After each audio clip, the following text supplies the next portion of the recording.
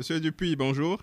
Bonjour. Les autorités ont annoncé qu'elles retiraient les militaires à Sokodé. Est-ce que vous avez pu manifester à Sokodé déjà? Non, les populations n'ont pas manifesté à Sokodé. Mais dans la ville pas loin, je veux dire à Kamba, les populations ont voulu manifester, mais ont été sauvagement dispersées par les militaires. Est-ce que cela veut dire que l'interdiction de manifester à Sokodé, Bafilo, Mango et autres demeure? On a l'impression, je viens d'avoir le député ANC de Bafilo, qui me dit qu'apparemment les populations n'ont pas pu manifester.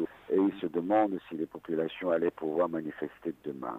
Le gouvernement a dit qu'il retirait les militaires de la ville de Sokodé, mais à aucun moment il n'a dit que les populations pouvaient rentrer et jouir paisiblement de leur liberté de citoyens.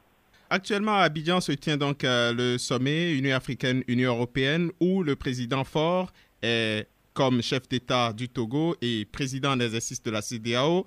La crise togolaise ne sera pas ouvertement évoquée, mais on en discutera certainement dans les couloirs. Vous, l'opposition togolaise, que souhaitez-vous à l'issue de ce sommet au sujet du Togo? Oh, vous savez, le Togo, ça fait plus de 50 ans que nous nous battons contre cette dictature. Et à maintes reprises, nous avons essayé de nous faire écouter par la communauté internationale, qui est toujours restée sourde à nos appels. Rappelez-vous qu'en 2005, il y a eu plus de 1000 morts au Togo, et les Nations Unies avaient dépêché une commission d'enquête qui avait situé à environ 500 morts.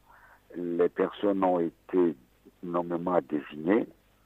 Suite à cela, nous avons, sous l'égide de la communauté internationale, je veux dire les Nations Unies, l'Union européenne, l'UA et la CEDEAO, avec des pays comme la France, les États-Unis et l'Allemagne, nous avons procédé au dialogue intertogolais qui a abouti à la signature de l'accord politique global. Et jusqu'à aujourd'hui, M. Faure-Gnassingbé s'est toujours refusé la mise en œuvre de cet accord, mais la communauté internationale est restée insensible au cri du peuple togolais.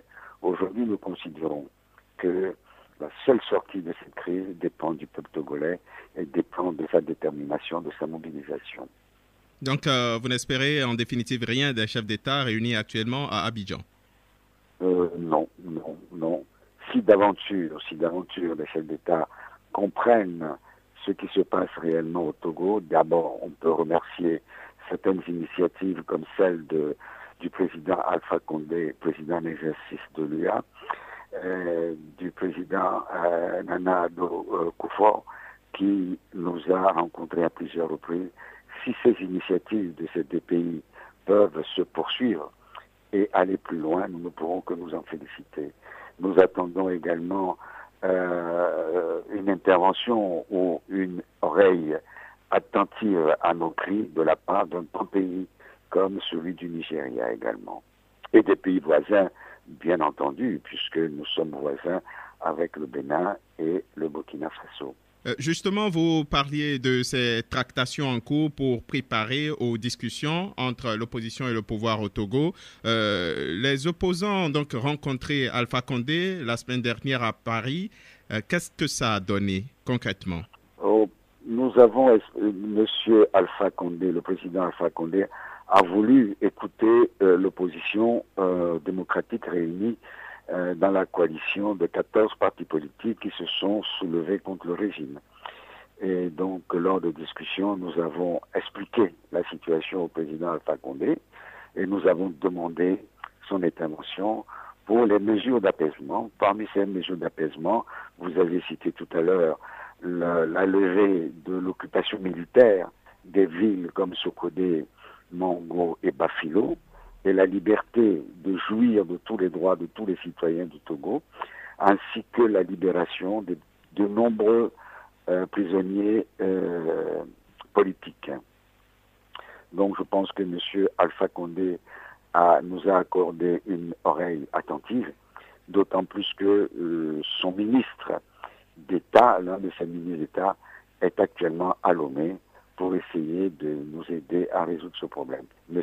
Alpha Condé a clairement exposé son ambition celle d'obtenir les conditions d'une discussion sérieuse et fiable.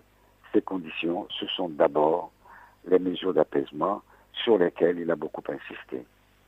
Donc, concrètement, actuellement, il n'y a rien de prêt qui puisse vous conduire vers l'ouverture du dialogue. Mais vous savez, il est difficilement possible d'entamer un dialogue avec ce régime quand on sait que nous avons actuellement plus de 500, voire pas loin de 1000 Togolais en exil au Ghana et au Bénin, quand on sait que nous avons plus d'une centaine de Togolais en prison, quand on sait que les villes, la deuxième ville du Togo, à savoir Sokodé, ou la ville de Bafilo ou Mongo sont carrément en état de siège, quand on sait que le chef de file de l'opposition est toujours sous le coup d'une inculpation qui le frappe depuis 2013 pour une complicité dans l'incendie des marchés de Kara et de Lomé, quand on sait que dans cette sordide affaire des incendies, il y a encore 7 personnes qui croupissent en prison sans aucun jugement depuis bientôt 5 années. Merci beaucoup à vous, Éric Dupuy. C'est moi qui vous remercie.